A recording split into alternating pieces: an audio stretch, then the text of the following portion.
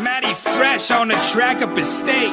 And I'm bringing to you live my boys Alec and Nate. Tequila Ty, Jay, Nelly, and Zillin in the building. So kick it back, pour the drink. We chillin' because I'm boozing and betting and ballin' like I'm 2-6 in the blue kicks. Watch me move quick. Yeah, this the blueprint. So who's getting involved? Welcome into the show. This is Booze, Bets, and Ball, baby.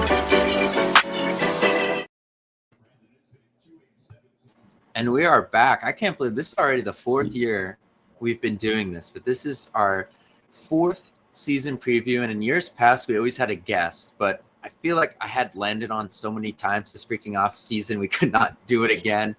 So we're going to just do this with us, try to make it a little quicker than years past, because in years past, we have really stretched out the season preview. But this is a big year for Penn State. This is the most hype that's been around this team since we started doing this, and pretty much since the 2017 season overall, when things kind of got back to where Penn State was on a national stage after 2016. So there's a lot of excitement to be had. We're going to go through the schedule, go through some of the stuff that James Franklin said at his press conference today. I'm kind of happy we did wait until today to do this, because he said some things that a couple were a little eye-opening to me that Nelly and I did not talk about when we went through the depth chart last week. And then we'll get into some predictions. So I just want to start with getting this up. Stuff is so annoying. All right. Now, this one does not have the spreads on it, but I have the spreads for a couple of the games. And let's just make this clear. Penn State is pretty much playing an NFL schedule in a sense. These first three games, Nevada, FIU, and Villanova, is a preseason. And then there's a week off, and then the season starts. I don't know about you guys, but I am looking at these first three games as what are young guys giving me, who are guys that we can look forward to being, interesting pieces down the stretch run of this season. But a lot of the stuff that James Franklin said today with depth chart, I kind of take with a grain of salt, because they have the luxury of feeling out pretty much everything that they need to feel out for the first 4 weeks of this season. Yeah, and there's a lot of new guys on the team. You just look at the receiving core and what he announced today. I mean, like you're saying, don't take the depth chart with a grain of salt, but all three of these first-string receivers are new, right? And then on defense, you have a few new guys too. So I think they have to use that the first 3 weeks to really kind of get chemistry between the receivers and Drew Aller, and then understand a little bit more on the defensive side and who's going to be in the rotation. We talked about, a couple of freshmen that have the green light, and that's wonderful that they're doing that in practice, but then getting them real reps, whether it's against Nevada, Villanova, or whoever, it doesn't matter. That part's important. And, what's more is we have a new defensive coordinator this year that's trying to break in something new. And I think, you'd rather be us than either Texas or Ohio State playing the number 1 or number 2 team in the country the first week of the year under these circumstances. Yeah, I mean, the first 3 games are basically what you guys said, preseason, but also, like Nate was saying, with all of our new players, they do have to get broken in. So for most of these games, they are going to play till at least half. That's what you at least would assume, unless we're killing them in the first quarter by like 45 plus, which is basically impossible. But also what I saw, I think, on Josh Pate's show, he was saying Michigan and Ohio State had the same exact schedule when they won the Natty, like 3 easy games leading up to the back end of the schedule, getting you ready and like finding your identity against these bad teams and getting your connections and figuring out pieces for depth chart and everything like that for then our real season. Oregon basically week 1 for us, but week 4. But yeah, we'll see. I mean, yeah, those 3 games are basically useless. I mean, Nevada's like 45 minus 45 are like favored. FIU's probably worse. Villanova to me. That'll be the closest spread too, right? It'll be minus 45. Yeah. Yeah, I mean, I remember I was a junior for the Idaho game, and they didn't even have a spread listed for that game, and that Oh, game yeah, was that was bad. 70 to nothing, 77-0. So Yeah, it was 79-0. That was yeah, terrible. that insane. But yeah, you touched on how easy kind of this out of conference schedule is, and I know it wasn't just totally out of conference because a couple of them were Big Ten games, but Penn State the last few years has been tested early in the season, week 1. I mean, 2021 at Wisconsin, 2022 at Purdue, 2023 hosting West Virginia, 2024 going to West Virginia, and those first 2 years too that I mentioned, you also had Auburn a week or two later. So Penn State's gone through the grinder when it comes to tough openers. They survived all of them. Now, pretty much all of them came down to the wire. Those Wisconsin and Purdue games, but they kind of deserve, I guess, a little bit of a reprieve. And as Nelly mentioned, Ohio State and Michigan weren't playing the best of the best the years they won the Big Ten and the championship. But as we are going to see, Penn State's Big Ten schedule is tougher than last year's, I'd say. So we're going to start to get into this, and it starts with pretty much as tough as it can with Oregon off the rip. 7:30 on NBC, the whiteout. Penn State's whiteout returns to a big game, which is exciting. We could get into Oregon when we know a little bit more about them, and that week comes up. We know they're starting a new quarterback in Dante Moore. We know there's a lot of new faces there, but we know that they also have a lot of money that makes those new faces good faces. So, the thing I'm looking forward to the most is the fact that the whiteout is a meaningful game again.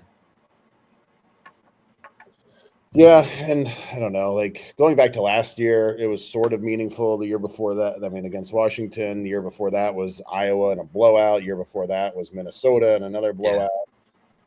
Yeah. I don't know. Then the year before that probably lost. It was Auburn. It was Auburn, Minnesota, Iowa. It's been like middling games, right? Which aren't bad because everybody complains about our record in the whiteout, but also those are usually against teams that were underdogs against. But having this game where we're going to be favored, and it's a top 10 matchup is kind of a double whammy of goodness that you don't always get again in a whiteout, right? It's usually one or the other. So yeah, this is an impressive start to the season. I saw a line today, I think in our group chat, that said we are 6.5 point favorites this early. Ooh. Yes, yeah, that is true.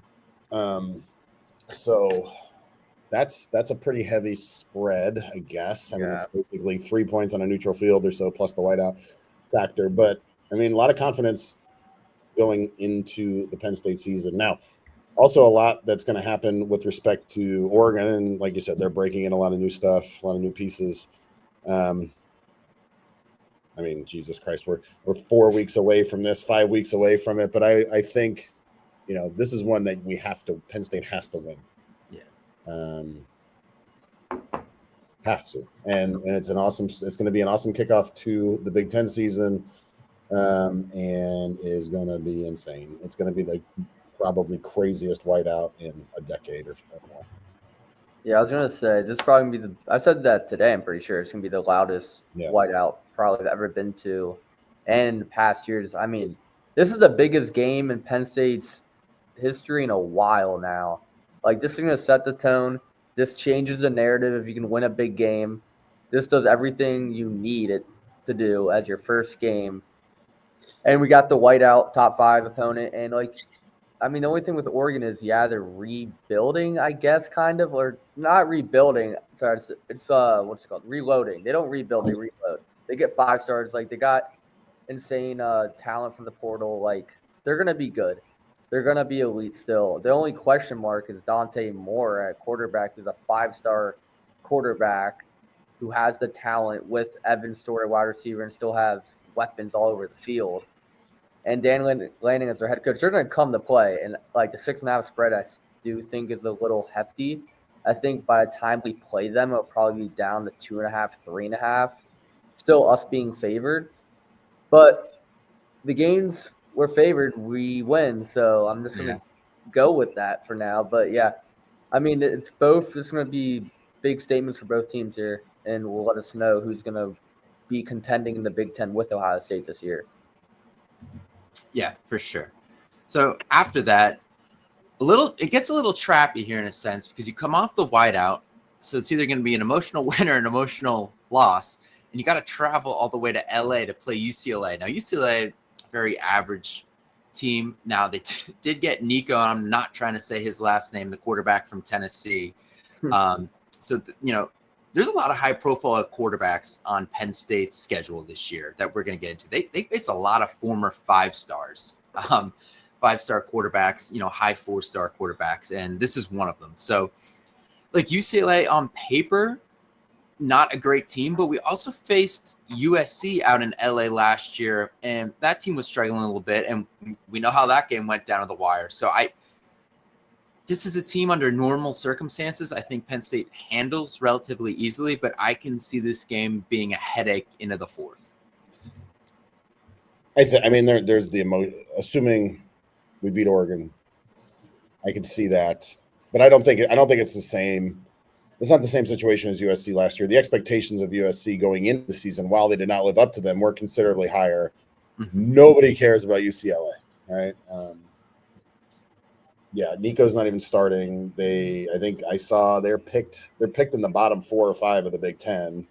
They're going to suck. So it might be a little bit of a headache, maybe a first half headache while they get up. And kind of get awake, but then we pull away. You say Nico's not starting? Huh? Nico's not starting? It was a week and a half ago. Somebody tweeted that he was not going to start. Maybe that's changed. I haven't seen the depth chart. I don't know. I'd have to look at it. I think by the time this game comes around, he probably is, though. Yeah. But either way, I think either win or loss, this is a team that we can't really let hang around, especially with this year with all the talk and everything with this roster. These are the games where you can't let teams hang around. Like these next 2 games on this schedule, you go in, whether home or away, you just straight demolish them. Like 2016 and 17, I'd say more at the end of 16 into 17, when teams came to us or we went to there, we went into there and we just demolished them. We didn't give them a chance for 98% of the games. And that's kind of how it has to be this year if we want to live up to that hype and be an elite team. We can't let these teams hang around anymore like we always do. Even off buys, even off great wins or tough losses. At some point, it's got to change. And it's got to be this year. Yeah. Definitely. And look, that is another positive that we have. This is not a young team. This is a very mature team. Yeah. It's laden with seniors, right? I don't know. You normally would worry probably more about the emotional letdown, especially if they win. But I don't know. These guys seem professional and dialed in. Most of them should be professional players right now. Anyway, so that's good. That is a nice thing. Pretty much, as we'll get into, pretty much almost everyone in the starting lineup, the starting 22 offense and defense, is at least a third year. So there is a lot of experience on this team this year. And that is another thing too. Like the offense is going to be fairly run dominant, as I think we expected anyway. Mm-hmm. That can be one of those things that neutralizes some of that challenge of travel and of run game and defense travel. Yeah, all this shit, right? Like that is not. We're not going to throw the ball 50 times a game. So I feel good about this one. And then the other one that's on the screen, I don't know if you're ready to go. But that's a disaster. Right? Yeah, listen, they do have Preston Stone, the SMU transfer, coming in to play quarterback, but this is not a good team.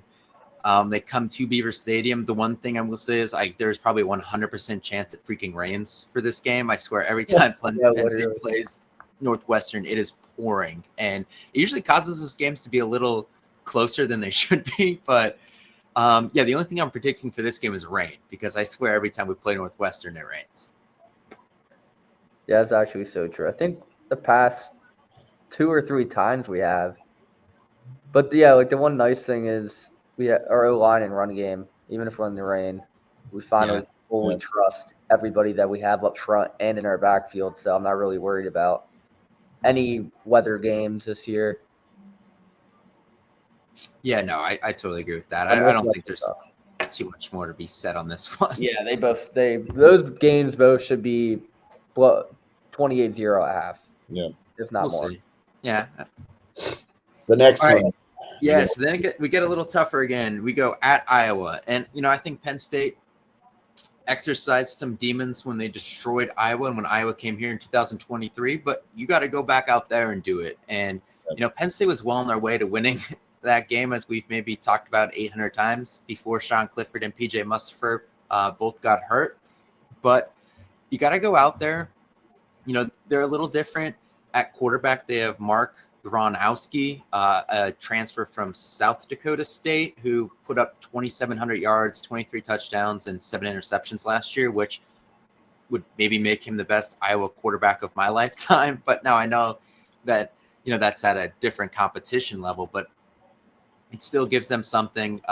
They do lose Caleb Johnson, their very talented running back from last year. He's off to the Steelers, but we know they're going to play good defense. We know that place sucks to play in. I am just praying for a day game, and I think if we get it, there's going to be things in this game that are annoying, but I think Penn State's going to get the job done.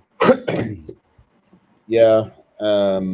Yes, they have a quarterback, and we saw him throw. It was probably like an 8-yard out. I mean, that's they were hyping it up. Yeah, they were. But they could be different. But every year they're going to be different, right? They had, they got, who was the Michigan transfer they got a couple years ago? Cade McNamara. Yeah, McNamara, right? They're always so close or whatever. But this dude from South Dakota State or South Dakota, whichever, the Jackrabbits, did put up legitimate points and stats in FCS. So maybe they have something now. The one thing though, back in earlier than you guys, but 2007, 2008 time, the last time before 2017, when Penn State was a top 5 team, you would go into Kinnick with Joe Paterno leading the team, and you'd be scared to death. Or even at Beaver Stadium, they would beat us. James Franklin, I think, has never lost. Oh, lost to Iowa once, and that was the Clifford getting hurt game. Yes. 2017, I was there. That was an insane, game. We should have blown them out. Just didn't convert touchdowns. Still managed to pull it out. 2019, I was there for that one. Same thing. I mean, real scrappy game, and for whatever reason, Franklin's got their number, I think. So yeah, this is a scary one, especially if they're somehow undefeated. But the track record is good, and again, veteran-led team. They're not going to be scared by going into 70,000 seat Kinnick Stadium, which is way overhyped. And you guys, Iowa, you all suck, and I hate you. Mm-hmm. Yeah, I am high on Iowa this year. I think they're going to be sneaky good, and there's a very good chance they are undefeated when we go to Iowa, which is going to make this a tough game. A very good chance it's a night game if they don't make Indiana the night game. Because they play Iowa State, who I just watched. They're terrible. They are not a top 25 team. Even though they won against Kansas State, that is the Big 12 is going to be – we're getting to that later. But they play Iowa State, UMass, Rutgers, Indiana, Wisconsin, then us. And most of those teams aren't very great. I'm not saying Iowa's very great either. But I do think if they keep their defense the same and that quarterback does end up being a little bit better, they can be sneaky good, especially if they get a night game. That's where teams go to die. We've seen it. And, I mean, our team are veterans, and I do think we'll still come out with the dub. But this is definitely going to be a sneakier, tough game than people are putting it out to be. Yeah, I mean, we'll see what both teams look like when we get to that point. Long way to go by then. The one thing I do like, my birthday too, and we do not lose the day. We do not lose on my birthday weekend. So. Yeah. Okay. The one thing I do like is that there's a bye week between this and the Ohio State game because it keeps them from looking ahead in a sense. They're not thinking about that Ohio State game. Now, when you go to Kinnick, you shouldn't be thinking about that anyway. I should mention that Penn State is listed as an early 10-point favorite at Iowa. So there is that. But yeah, I do like that the buys in between here. But then we go back, to the place that Penn State actually is a house of horrors for them, and that is the shoe. Ohio State currently is a 4-point favorite. New quarterback Julian Sayin. They bring back some big time pieces, obviously. but they lost a lot of the core from that championship team. But they bring back Smith, they bring back Downs, so kind of the star players, probably the best 2 players on that team are still there. A lot of the surrounding pieces are gone, but look, it's Ohio State. It's at their place. We know how this usually goes.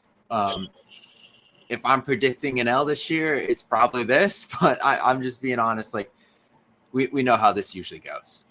Dear God, every time I feel like we're going to beat them. So you can't predict it. What is the last time Penn State won in the shoe? One in the shoe? 2008? 2006. I know it was when they fired their coach. I think both teams were on an interim coach, right? Oh, God. So 2011. Yeah. Okay. Then, was it 2011? Well, that would be. I think that would be. Or was it like 14 or I can't. Well, I know Franklin's never won out there. Yeah. No, O'Brien didn't win there. Right? Well, he got smoked. He got smoked out there. I think it was 2008.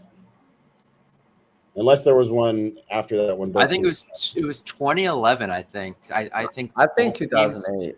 I think both teams were on an interim coach. I'm gonna look, but anyway. So anyway, the point of that is that it doesn't happen very often.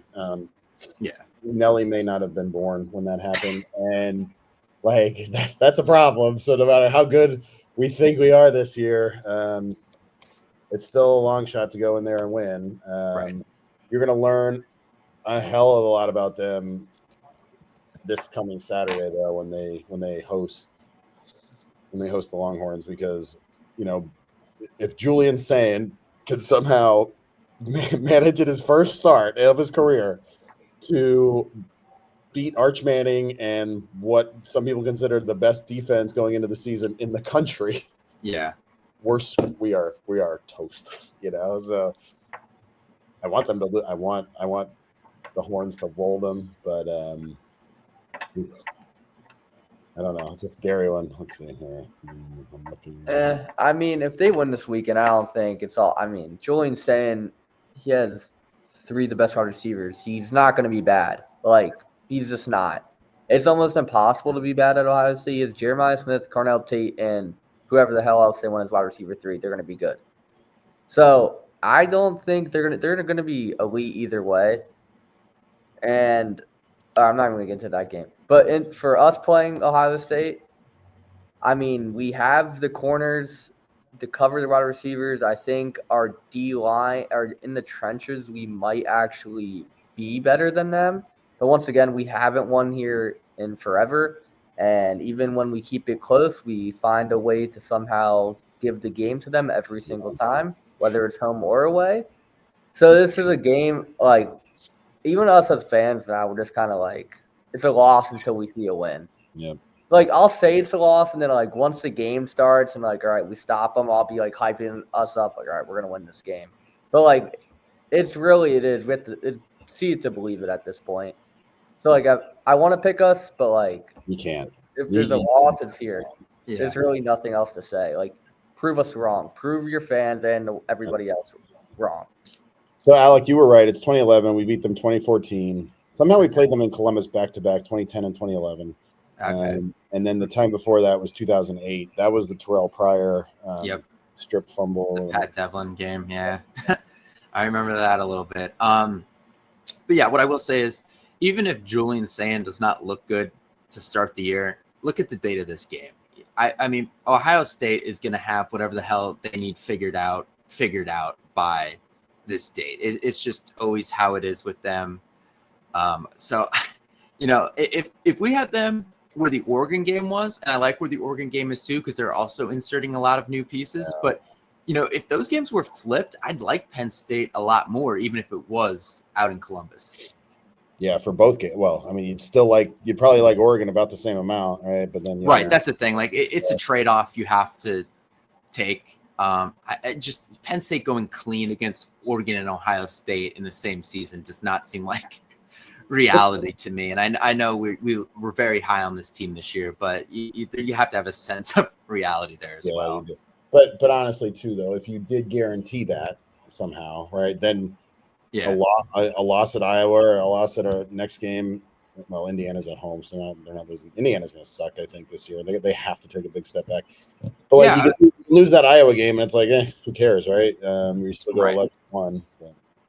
Yes, this Indiana game is interesting. Back home, obviously, we know they were a playoff team last year. It did not go well for them when they played competition as good or better than them. They were embarrassed almost regularly.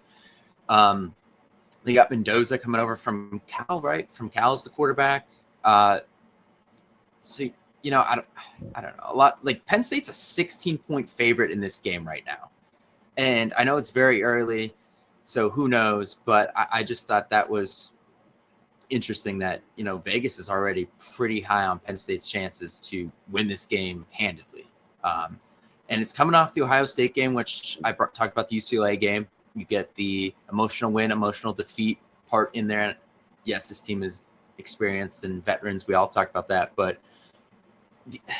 the somewhat tough games are placed in very interesting spots on this schedule, which just makes it a little more intriguing. Yeah, I mean, we're doing what we said we wouldn't do, right? We're getting like pretty deep in the weeds on these later games, and who knows? But well, after this, we're gonna try to breeze through this, but I don't know. I feel like they just caught lightning in a bottle last year. They were not supposed to be nearly what they were now. Signetti's a great coach. All that. He's had a lot of success wherever he's gone. I think they had quite a bit of turnover though, and like when you watch them against Notre Dame, they got killed. They did not really probably deserve where they ended up after the year. I just think they're going to fall back. It is going to be a noon game after the Ohio State game, so that kind of sucks. But whatever, we're fine there. Yeah, I think we kill them. I hate Indiana. Like we're gonna kill them. That's like hating. Oh, geez, try not to be offensive. That's like hating. I don't know. Yeah, because when Indiana's good, I know people from there and they're so annoying. So I'm just like, I want them just to be terrible. So then they just can't talk. That's how I feel about Iowa. The one thing I will say about Indiana, do you guys remember 2019, yes. Penn State loses to Minnesota, and they come back home, and there was that dog fight with that awful Indiana team because it was just such a letdown coming off of that. I just I'm getting, unfortunately, some deja vu of that. But so we'll see. I don't know. We'll see. Yeah, it's 2.5, 3. 2. All right. I want to breeze through the rest of this. At Michigan State versus Nebraska, at Rutgers to finish.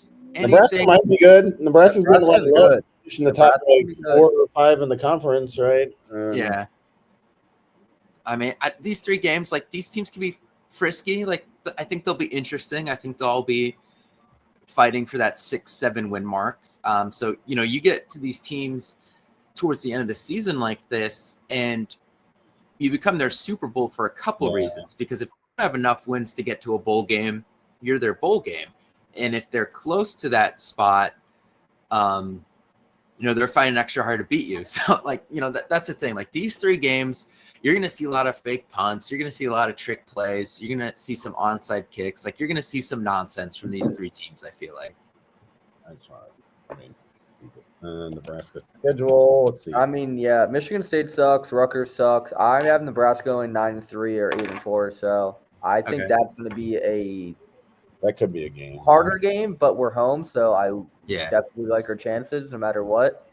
But Nebraska's a favorable schedule, and they are just increasingly getting better each year a little bit.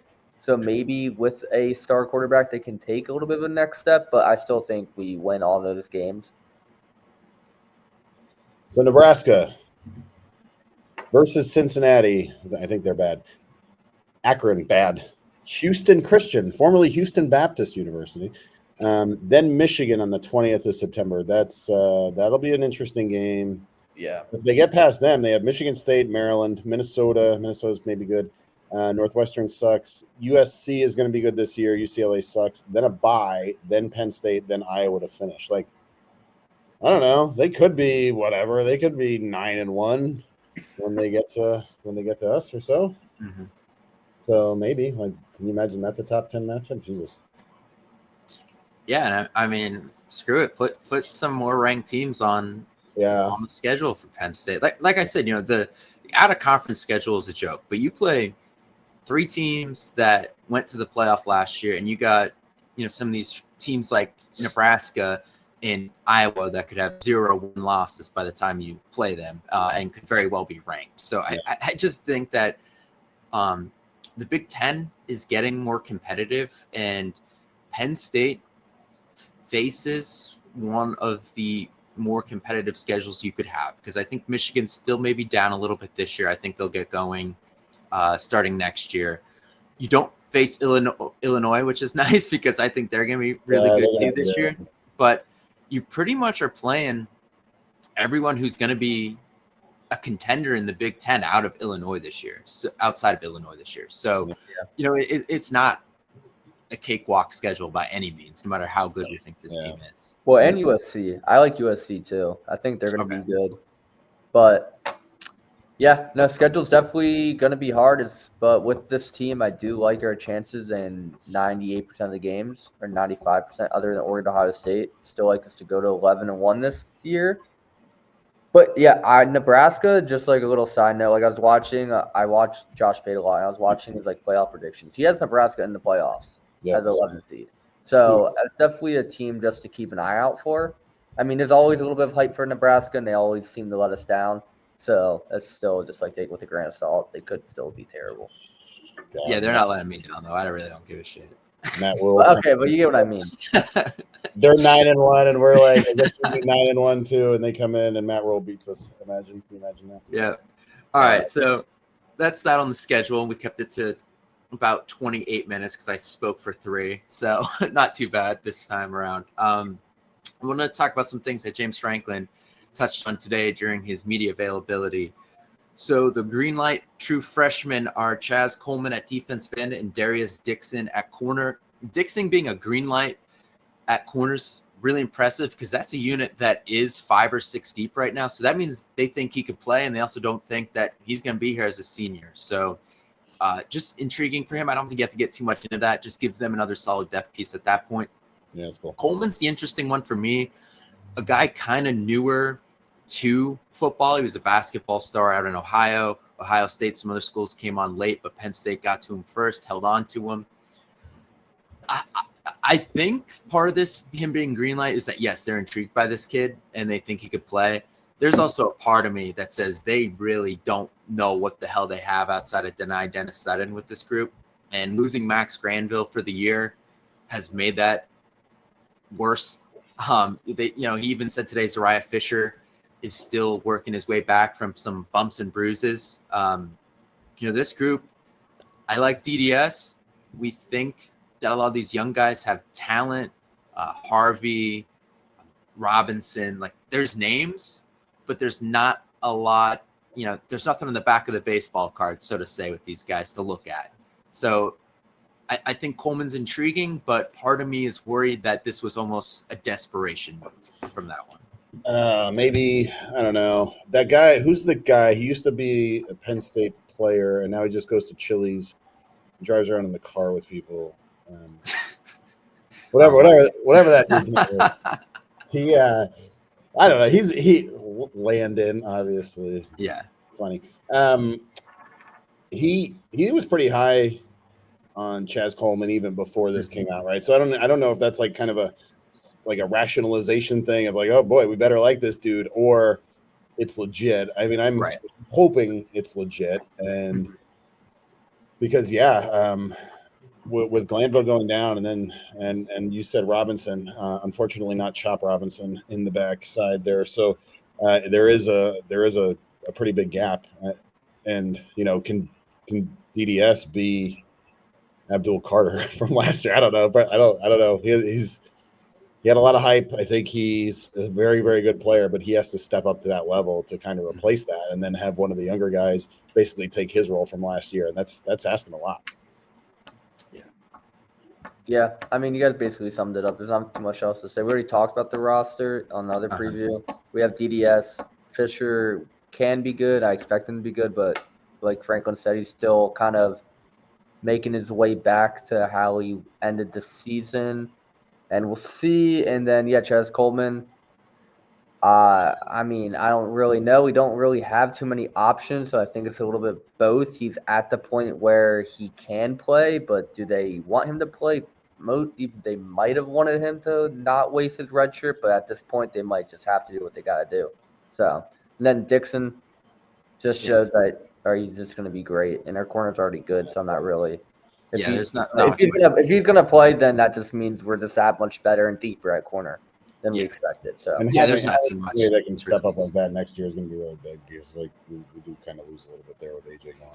Yeah, and then so this was an interesting one, but Anton Belgrave Shorter is going to start opposite Zakee Wheatley at safety, and I think when Nelly and I did we even talked about the safety preview, I don't think his name came up.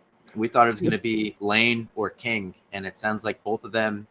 Franklin said they'll both play a lot, but neither of them are going to be starting. And I am hoping that this is Belgrave Shorter came out of nowhere and is a stud, and not these other guys just scuffled so bad and he was kind of the best of the worst. I'm really hoping that, we got something here because as Nelly and I touched on, you really like Zakee Wheatley. You really don't know what the hell you have outside of that. So I'm kind of hoping that this is more of an answer and not maybe adding another question. Oof, yeah, who knows? I'm just looking at our lads, and obviously it's not up to date yet. But they had Wheatley, Lane, Mack, Toure, and then Lamont Payne or Belgrave Shorter in the third slot. So yeah, he was down there. It's going to be wild. But again, they, whatever. There was some talk in the group chat today about how he was the takeaway king, and so it's not out of the question because even Wheatley, he got his first run when he was a freshman against Auburn, I think. So, and had an interception that game. So safety seems to be one of those positions that you can have immediate impact as a young, inexperienced guy, as long as you are disciplined in your assignments and stuff. And when time calls for it, you are attacking the ball, right? Like you just want to get posted. But I'd rather have this situation at safety than corner. Yeah. Makes sense. Yeah, especially when you play Ohio State. Yeah, definitely good on that last point. Definitely better for safety than corner. And then I think, I mean, if I was takeaway king. I mean, I heard that he did have obviously, I think he had a great camp. And, I mean, he earned it. So I guess we'll just have to see what happens there. I mean, not much else to say. No one else really has much playing time either. So it's kind of just based off what the coaches saw. And if they chose him, I'm just going to trust them because our secondary has been elite these past years. So I'm just going to trust the coaches back there and just assume he's going to be great, and he had a great camp. So and it's in this one, the defensive ends, the same thing. I mean, coming back to what we were talking about at the beginning of the schedule, it sets up exceptionally well to have some of these holes and, understand what you really have. And if for some reason he doesn't work out and Chaz Coleman doesn't quite work out, well, you do have some more veteran players that you could plug in there, and maybe they're not as talented or whatever, but if they are going to be more disciplined and be in the right spot, that might be more valuable. So you give them the run in these games, see what you got, and then go from there. So, again, just another positive of the schedule. Yeah. All right, so before we get into some predictions, I'm going to ask you guys a couple questions. But for Penn State to go to the Natty, what do you think? What's going to carry them? What is going to be that driving force? Is it going to be the offense in general? Are we going to be a defense first team like it's been for a while? Is it going to be Drew Aller having a 2019 Joe Burrow season? What do you think is the most likely outcome for Penn State in terms of what their identity is to win the Natty? I was watching some 2019 LSU highlights, and I would like nothing more than to be that. To be the freaking, one of the 5 best offenses of all time, probably one of the best, 4 or 5 best teams of the 2000s to date. Mm-hmm. Dear God, I would love that. But I don't know. I look at us more likely, and then this is going to sound like an insult to Drew and the wide receivers, but we can be much more Michigan of 2 years ago than LSU of 2019, and that's okay. And just a absolutely dominating run game, what I said in the group chat today. What I want to see is us control the ball for 35 minutes a game and have our 7 or 8, capable offensive linemen just pulverize people for 3 quarters, and then let Nick and K-Tron and even some of the younger guys get run in the fourth quarter and just do it like that. It's not as exciting, maybe, as having Jamar Chase. Justin Jefferson was on that team, I think, but it's effective and it's probably more consistent. So let's do that. Yeah, I was gonna say like the exact same thing. This can be kind of a suffocate type of team where we just run the ball down your throat, and then if we need to throw the ball on third down, we make the plays and just continue to run the ball on first and second until you can stop it. But then also it's gonna be with this team that we have, with the veterans players that we got on this team. It's got to be we have to adjust like Michigan when they needed to throw the ball. Even though they didn't have great weapons, like even though we got these 3 transfers, they still, who knows if they're going to be great or not. They could still just be average or a little bit above. We're hoping just better than what we've had. That's just what we want. So it's just going to be adapting to the game too, because Ohio State, you can go down very quickly, as we know, and you're going to have to be able to respond. And running the ball, unless it's chunk plays, is not going to get you right back in that game. So it's also going to be adapting to how the game is going. So, but yeah, I agree. I think the most predictable is going to be Michigan 2022. But I mean, yeah, like it would be nice to be able just to chuck the ball like we were in 2016. Like, even though we had Saquon, Right. we were still just chucking it all the time. And then that was opening the lanes for Saquon too, with him just being Saquon. But either way, if we have the passing game, that opens up the running game. If we have the running game, opens the so one of them has to, both ways it will contribute. And I think, yeah, we'll be a run first team, and then defense will be defense. Yes, I think they're going to rely on this offensive line. Franklin said today they have 7 guys they believe could start.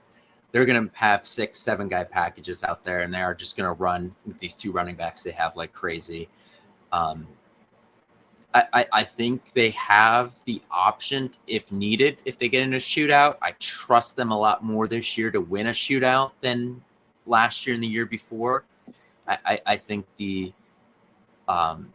variety of weapons they have and the option, like there's more options, and these guys all do something else. They all do something a little different. I think they have that in them, but I think this really comes down to this offensive line being the heartbeat of this team, and I don't know if they're going to put up crazy numbers on the scoreboard because I'm still a little skeptical of parts of this defense. I think they're going to try to control the clock as much as possible and, keep the ball in their hands because I think that at times that might be their best defense. So I kind of agree in a sense, but I think that's what we're looking at.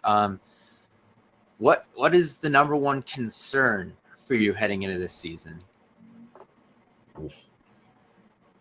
I guess the front 7 to some extent, right? We didn't really talk about the linebackers that much, but yeah, not a lot of depth there. I think you do have some good talent there. Even like we have a lot of experience there, I guess we'll say too. Mm-hmm. But Tony Rojas ran like a 4.2 or some shit like that, right, during camp. Right. So, or in the summer. So there's some talent and some experience. Not a lot of proven depth though, and that's a concern along with the edges of the defensive line. I think the middle of the line is pretty strong. We also didn't talk about Zane, again, my favorite player for like 3 years now. He's going to be amazing, and I think there's some other tackles there that'll step up. But for the love of God, you want those guys to stay healthy all year. Yeah. Yeah, wait, what was the question again? Sorry, I was watching the It's the film. biggest concern. Concern? Oh, you said depth. I was going to go for, but I'll change it. I'm still going to go wide receivers until I see different. Yeah. I mean, until I'm proven otherwise, wide receivers is going to be my biggest concern. Also, because you already said depth. That was my first answer. So I'm going to change it. So I'm going to go with wide receiver. And then also, what we were talking about, how easy the schedule is. That's nice for the first 3 games and getting playing time, but also we can't get hurt. We lose a few key players, we're screwed on the defense. Yeah. So it's kind of, we got to be balanced there. Yeah, that's my thing. I'm concerned about the depth on the defense being what derails this season, and also a quarterback. If sometimes Drew Aller, Bo Pribula, I think at least gets that team to the national semifinal last year. With Kronkemeyer or God, I can't even Smolik. I just don't think you're close with those guys. And I know you can rely on the run game and the offensive line, but the passing game, I think, would take a substantial step back. And those guys don't have the run dimension that Pribula also brought to the table that could at least keep the defense a little honest there. So that concerns me. But the defensive depth overall concerns me outside the corner position. Sometimes it's DDS, you're in trouble. Sometimes happens to Zane Durant, you're in trouble. Something happens to Tony Rojas, you're in trouble. Something happens to Ski Wheatley, you're in trouble. Those are a lot of guys you got to keep healthy. 4 big pieces. So this isn't the NFL. You cannot make trades or sign cut players in the middle of the season. What you have is what you have. And that's what does concern me a little bit with this team this season is some of the depth on the defense. I love the starting 11. Love some of the backup pieces, especially at corner. Love having Jim Knowles here. I think just having him is going to help the offense as well, as he can teach them what he did to dominate them the past couple of years. But overall, the overall depth of the defense is what worries me. And it's a long season now. You could be playing as many as 16, 17 games. So you got to keep these guys healthy and fresh.